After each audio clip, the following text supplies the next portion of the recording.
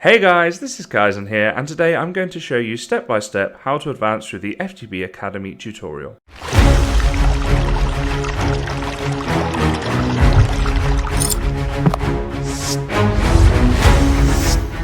So guys, this is a brand new mod pack from FTB, and it is an academy to teach everybody how to play modded, which I think is an absolutely fantastic idea. So this is where you spawn. They've done the spawn very nicely, and I'm going to try and take you through this pack and teach you things along the way. So for example, at the top of my screen in the middle right now, you see it says Large Fern, Minecraft, No Tool. Now that's telling you some information about the item that I'm looking at. So at the top there, Large Fern, that's what it is. Minecraft means it's just part of vanilla, as opposed to being part of modded, like for example this here Engraved Marble, which is part of Astral Sorcery. And the little tick there, No Tool, means I can mine it with my hands. If this wasn't a protected area, at least I could. Whereas with this, I'd need a pickaxe of level iron or better. So I'm going to try and take you through these sorts of things as we go. Now today we're just going to progress through the tutorial, and I'm going to show you in a very casual manner just how you get through that and complete all the quests. And then in future episodes, if we do go on to doing that, if this is well received, then I'll do a little playthrough with tutorials along the way on how to do each thing. Okay, so the first thing here, we got to start off with our quest book and our guidebooks. We're going to need those. If you open your inventory, you'll see you can also access your guides and quests up here, as well as going to tutorials. You can quit the school if you don't want to advance through this, and you can reset the school if you want to try it some more. So let's open up our quest book, and here we go. Welcome to FTB Academy, and we're going to learn how quests work. So it says here, welcome, and the mod pack is about teaching you how to play modded, and the quest will help you step by step on how to do it. We can click here to go through. Okay, so it's going to load it all up. So quests, like the guide, but with less reading, so that's pretty good. The quest menu is open by clicking this button in your inventory. So that is obviously the quest book which I showed you. And then a light grey quest is able to be completed. A blue quest is partially completed. Green is completed. So that's pretty simple. Some quests can't be seen until all of the required quests have been completed. So as you complete quests, you essentially open up more quests. So you click on a quest to open it, which I'll show you guys all that in a second. There you can see that it's tasks and rewards, and the item tasks are automatically completed when you have the required amount of that item in it. So for example, if this task here would be to get 4 wood, once you get the 4 wood, it's completed and you get your reward, which in this case would be 32 wood. So that's an example quest right there. So it's telling you about different quests and things here. I'm not going to read through all of this, just because if you wanted to read it, you could do that. We're going to advance through here, but you see here at the moment, this is blocked off and you actually can't get through. So to do that, what you have to do is put a check mark in here to say that you've read all of this stuff. So you put a check mark, you get the reward, and it says there, quest complete, welcome to FTB Academy. Alrighty, so that takes you to this little screen here, which is telling you how you reset the school, how you skip the school, kind of the stuff I already showed you. So we can now exit the tutorial. That's fine. We can close that down. And it says here now, item and recipe searching. Now this is very important in modded Minecraft. Because basically, when we press E, we get this inventory here. Now this, on the right hand of our screen, is called JEI, which is the Just Enough Items mod. And what I can do here, if I search for something, let's say chest, anything that has chest in the name will show up here. So if you need to make something, you say your chest, you click on that, it'll give you all the recipes, all the variations of the recipes as to how you can get these items you can see here. Now sometimes in modded, like in this pack, you have these shortcuts where if I place the wood instead of the planks, I get 4 times the amount. So sometimes you will get that in modded, and it will of course show you all of these things. Also, it'll let you know if they spawn in the world, which of course they do in dungeons and things. So it'll show you sort of where you can go to find those. So for example, if we're scrolling along here, you'll see if we get to the right Y level, you have a certain percentage chance of getting chests, which is very low because obviously they're only in certain areas. This is obviously the Nether. In the overworld, they'll be in dungeons. In the Nether, they'll be in Nether fortresses. But that's essentially what that is. So again, once you've learned how to use JEI, you just click this, and there you go, quest complete. It's pretty simple. Okay, so we're going to skip on through. We've just done that. Tooltip information, so that's when you hover over an item in JEI, you'll get this screen here. And this will tell you what it is and where it comes from, and as say there, you can hold control to get advanced information on it. So that's the recipes, which I just showed you guys, which is fine. The OR dictionary. So it says here, certain recipes can accept a type of item rather than a single specific item. This is called the OR dictionary. You can hover over an item in a recipe to see what type of item can be used instead of the specific one shown. So for example, in this recipe here, to get, I believe it's an iron chest, you can use a jungle chest or you can use a bronze chest, and there's a slightly different recipe. So there's different ways of doing it. Processing recipes, so that's when you have to put things into certain machines or processors, and recipe filling. So once you have a recipe in JEI, if you are in your crafting bench and you have the items on you, you can hit this little plus button here and it will add that for you to create the item. So pretty simple. So we can exit this right now and we can go on to this. This is introduction to storage. So the task here is to enter the storage room, and that is just through here. So you see now that we've gone through that, this area here is now unblocked, and we can walk this way. And these areas are still blocked, but we can go into the storage room and we can look at this. So open the different tiers of iron chests and iron crates. Okay, so, and storage crates. So we'll start with storage crates. So this is a large storage crate, and you see its inventory there, and this is a small storage crate. Now, you may not have noticed the difference between the two. They look similar at first glance, but the big difference is this. You can skip through. So this is page 2 and page 3. So essentially, whereas this has this much storage, this one here, the large one, has 3 times that storage, which is pretty cool and very big. Now here we have different types of chests. We've got the iron chest and the diamond chest. So in the iron chest, this is our storage space, as compared to the diamond chest, where this is our storage space. So you get a lot more storage space in a diamond chest, which, you know, makes sense. Okay, so now bulk storage. Now storage drawers and bulk storage, all we have to do is look at these, but I'm going to go and talk through them a little bit more. They are very, very helpful in modded, because you will get bulk items, particularly loads of cobble from all your mining, for example, and lots of wood and stuff. So the storage drawers, they can only hold specific items. So this drawer here can only hold cobblestone because that's what's been put in there. But the good thing about it is that it can store a lot of cobblestone. So for your bulk items, drawers are a great way to get started. They're an inexpensive way of getting started in modded for your storage. You can get these double ones, for example, that split into 2 different items, and the triple ones here. The triple ones are better known as a compacting drawer. And you see here, what it does is it tells you here you can have the iron, or you can have blocks of iron, or you can have iron ingots. Or nuggets, I should say. Ingots there, nuggets there. So it gives you the option as to what you want to input and withdraw, and it will just calculate everything for you and convert it for you. So that's quite useful. Okay, so this here is the refined storage mod, and you see here we've got the crafting grid with a disk drive, a controller that is being powered. You see that says 32K RF. RF is the main power used in most mod packs and through most mods, but there are other types as well, which we will get onto. And then another disk drive there. So it says here the grid allows you to access items that are stored in disks, which themselves are stored in disk drives. So we see here we have a 1K disk drive on us. So if you go into the grid, you can see any of the items that are in here, which currently there's none, because what we need to do is go to the disk drive, put in this disk here, and you'll see that there's now 1 out of 1K. If we take that out, it goes to 0. But we could have 1K items. We've got 1 item. So if we go in here, here is our 1 item. It's a water bucket. So there we go. And that's how this system works. Now, in terms of how we get into actually crafting all this stuff and some advanced things about this sort of stuff, I will get into that if we do end up doing a series on this, which is down to you guys. If you want that, hit the like button. But for now, we're just going to complete these tutorials and I'll show you how to do the tutorials. Okay, fluid storage. It says here, take the water bucket that we've just got and empty it into one of the tanks by right-clicking it. So let's just chuck it in here. So this is a black hole tank from Industrial Foregoing.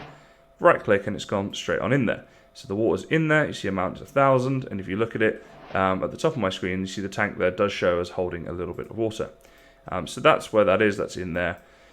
And that was that quest complete. We could have put it in this portable tank instead if we wanted, but I'll just put it in that one, because why not? So now we're going to walk through here.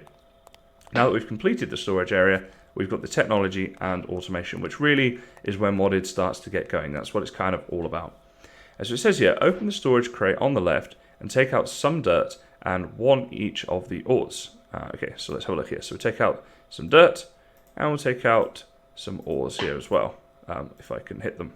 So iron, we've got diamond, and we've got gold. Okay. Filters allow you to set what is and what isn't allowed to enter a block from pipe. So this is sort of automating storage right here as to we want certain things to go into certain chests. Right click on the ores only filter and set it to whitelist by clicking the triangle. Okay, so I'm just going to go through this reasonably quickly. So this is the filter here, the Rezident Filter. So we right click that. The triangle here is what we're going to whitelist, and we're going to put our ores in there. So ores are going to be whitelisted to go into here. So anything that is now a diamond, an iron, or a gold ore will go into this chest. So now we need to do the dirt only, and we'll put the dirt in there like that. So now only dirt is going to be allowed to go in through this filter because that's what the whitelist is set to. And finally, the general stuff, we need to put it to blacklist and put all the stuff, the ores and the dirt basically, in the slots. So we want this to be blacklist now. It says blacklist, and we want each of the ores to go in there, and this will basically mean if it's blacklisted, it will not be allowed to pass through. So if items pass along these pipes here, they won't be allowed to go in there if they're any of those items.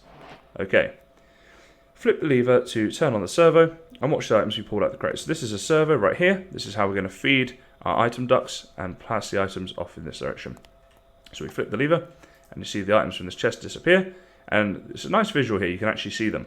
Now the dirt, you'll notice, is not going down into general stuff because it has been blacklisted. It is not allowed in here.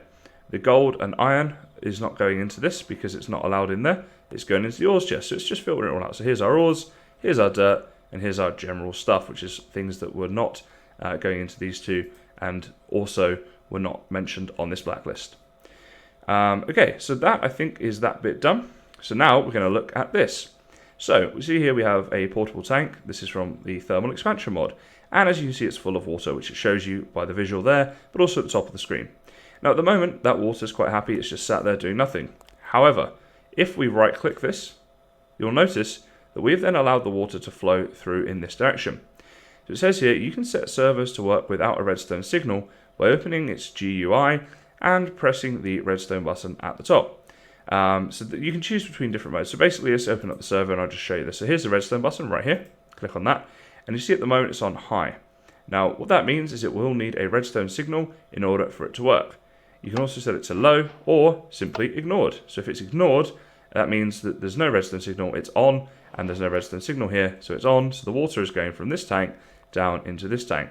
Now, this might seem like simple stuff, but you will, if you start getting into modded, understand why this is important, because fluid storage and fluid processing and that sort of thing is a big part of the modded game. Okay, so now it says here to place the coal generator and insert coal. So producing power is very important in modded. It's probably one of the key things. And a coal generator, you see here from Actually Editions, this is a good way that most people will get started depending on the pack you're playing.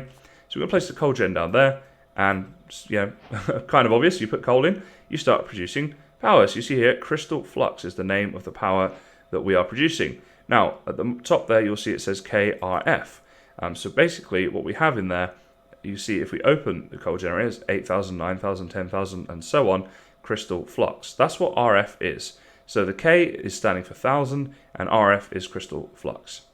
Okay, so now we've got these leadstone flux ducts. Now these are a great, see if I can talk, a great way to transfer power. So when we place them like this, they will draw power from this machine right here.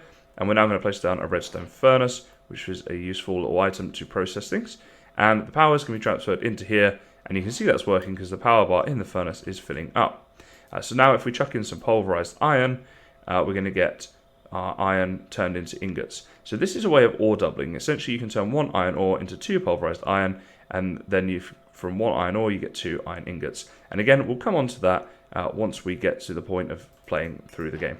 So we take those, and it now tells us, replace the flux duct with an energy cell. Sneak right-click the flux duct with the crescent hammer. So basically, hold the crescent hammer, we hold sneak, we hold shift, we right-click, and that'll then be broken. We'll pick that up and replace it with our energy cell. Now, it actually was mentioning about outputs, which I'll just show you because it thinks I've done it and I haven't. But essentially, what we can do is go to the configuration. Now, this is the top of the machine, this is the left of the machine, the right of the machine, the bottom of the machine, and this right here is the back of the machine. Okay, so that's what each of these are.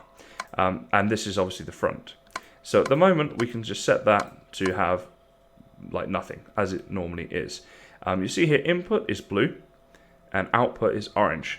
So we would want power to input from the left, because that's where our power is being created, which that's already blue, so that's great. But we also want it to output to the right to go to our redstone furnace. So in order to do that, we go to the right-hand side, just give that a click so it's now orange to match the output, and the power will then output and go over here. Okay, now if I were to set that to blue, so that it is now just waiting for an input, it won't draw input from here. So you see here, in here now, this RF is going up, set that to orange, and it will now transfer across to here. But it will get stored anyway because this is full. Upgrade the furnace by right-clicking the conversion kit on it. So these are ways of upgrading your stuff in the thermal foundation or thermal mods. The thermal mods are sort of linked. So this is thermal expansion. You'll see there at the top, this is thermal expansion. This is thermal foundation, but they are all linked. They work together. So basically, I can use the thermal foundation upgrade kit by right-clicking. You'll see they get these little blue tints here right now. and this will now process things a lot faster. So what we can do now that we've upgraded it is we can augment it. So you see the little augmentation tab here. And you can shift click these and put 4 in at one time. And these are auxiliary reception coils. It says on them there that what they do is increase processing speed, and you can hold shift and it tells you a bit more information. But if we chuck in our pulverized iron, look how quick this is now. So that's the difference. That's why you upgrade. That's why you want augments. They're expensive to make, but they are quick. We did that 8 quicker than we did the 2 previously. So that's pretty awesome. So this is the basic way that you get started here with technology. And of course automation. So now we're going to go down here. This is opened up for us. And we come to this room. So Britannia will be next, but first, Astral Sorcery. Now, for me in particular, this mod kind of scared me early on because it is kind of a weird one. But you really needn't be. Once you get into it, it's really fine, I promise you. And it can actually be quite fun to play with. So let's go and have a little look at this right now. So the crafting bench there, it wants us to put a crafting bench down there, basically.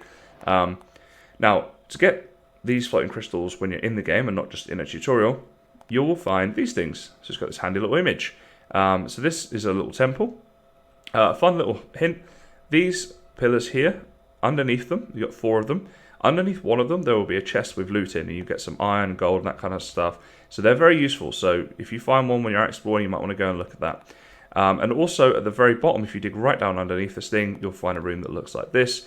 And this is where you can get these crystals. That's where you find them. Okay, so if we get to this stage and you're not sure what to do, open up your quest book. And can we just zoom out a little bit there if we scroll down? And here we go, make a resonating wand. So that's the next thing to do. So if you ever get stuck when you're doing this thing, it's all in this quest book right here. So make a resonating wand. Now, if you're not sure how to do this, again, you can use your JEI. That's why we learned that first.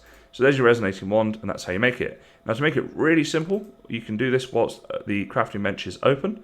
You can click on that, and simply click the plus button there to make your resonating wand. And it's very simple. Okay, so the next thing it's going to want us to do is to make a luminous crafting table. So again, let's open this up, and let's go luminous crafting table, which is right there. Let's add that in, make that up there. And you'll see here it wants us to place that down on this block right here. Okie dokie.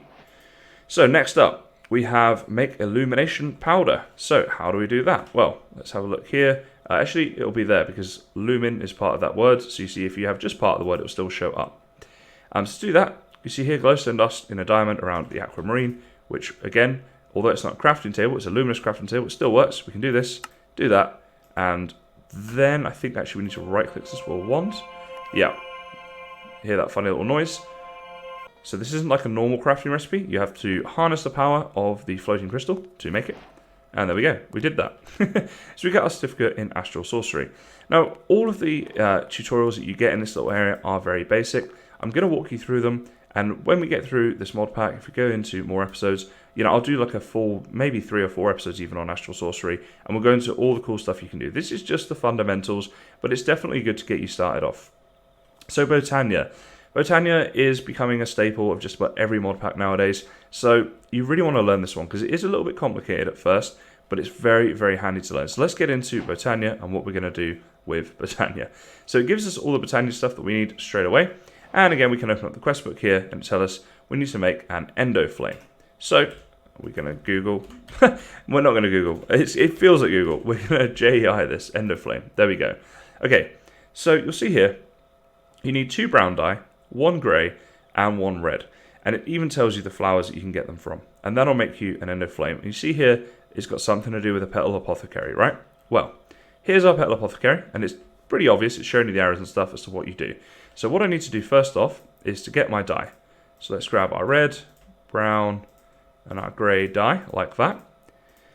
Okay, so you have to put water in the Petal Apothecary for it to work. So the water's in. We now need 2 brown, a grey, and a red. Now, you don't just place them in. If I right or left click, nothing will happen. What I need to do is press Q and actually throw them in, which is kind of cool. Makes something a little bit different. So now you can kind of see, there we go, they're all in there. If I look in there, it shows that they're all there. Okay, so now we need to right click, we need to throw our seeds in. Oh, there we go. And it makes that noise, and that's how you know you've made an endo flame. Okay, so that happened very quickly. You may want to go back and see what happened there, but that's how it works. Okay, so we've got our endo flame. That is the first bit done. Okay, store the mana in a pool. So here we go. Mana spreaders are used to transfer mana. Sneak right click with a wand of the forest on the mana spreader to do the same on a mana pool and point the spreader at the pool. Okay, so we have here a wand of the forest, okay? So it's going to tell us what we need to do. So we have a mana spreader, so if we right click right there, you'll see there it's going towards this pool. If we right click here, shift right click there I think, then it should start going towards that. I think I did that correctly. Let's have a little look here. Sneak right click a wand. Oh, okay, I didn't sneak on this one. So there we go. There we go. Now you see that points now at there. So I thought you could just right click. You have to sneak right click both of them. So that will then basically spread mana towards the pool. So any mana inside the spreader will be sent inside the pool. So it looks like at the moment we don't have a ton of mana in the mana spreader. So what we might need to do is get this mana pool here synced up. So I feel like this should have worked, but it sort of didn't. Oh, of course. I knew I was missing something. All right, so basically, if we have an Ender Flame down there, this is how we're going to create our mana in the first place. So we throw our charcoal down, and any fuel source will do, and then we simply wait, and you'll see this animation. The Ender Flame and the, in this case, charcoal are interacting with one another to create mana. And there's a little bit of mana now in the pool. Okay, phew. I thought I'd derped up there in the tutorial. Okay, so now we want to make some mana steel. So the way we do that is we're going to throw our iron in there, and it's going to convert using the mana into mana steel ingots, which are important for progressing through with Botania. Okay, so get some Elementium. So later on in the progression, you will eventually make a portal to Alfheim. This essentially works the same as crafting the mana pool. You can throw certain items into the portal and you'll get other items out. So that's a very cool little thing that you can do with Botania. Any item you throw in that is not part of a recipe will be lost. So see here, all we have to do, walk up to this portal, throw in our mana steel, and there we go, we're getting back. Ooh, my goodness, that was loud. So we got back, well we didn't get it back because it takes it off of us, but we would have got back some Elementium, essentially. So if we open up our quest book right now, you'll see that we have completed all of these quests. We got the Elementium. It says here now, go to the overworld. So now that you've completed all of the tutorials, you can head over to the overworld and start playing for real. So guys, that is how you complete this tutorial. Now if you have any questions, please do put them down in the comments and I will get back to you shortly and help you out with that. So this episode was all about how you progress through this starting tutorial thing. Now if you'd like to see me do a tutorial on this and do everything in more depth and show you how to do all the different mods and all the cool things you can do with them, then please leave a like and also leave a comment to let me know that that's what you want, because it's a great gauge for me to know that that's what people want for my channel. But thank you for taking the time to watch this initial episode. If you liked it and want to see more, then please do like and subscribe. It is greatly appreciated. But for today's episode, that is all that I have time for. So guys, thank you very much for watching, and I'll see you next time.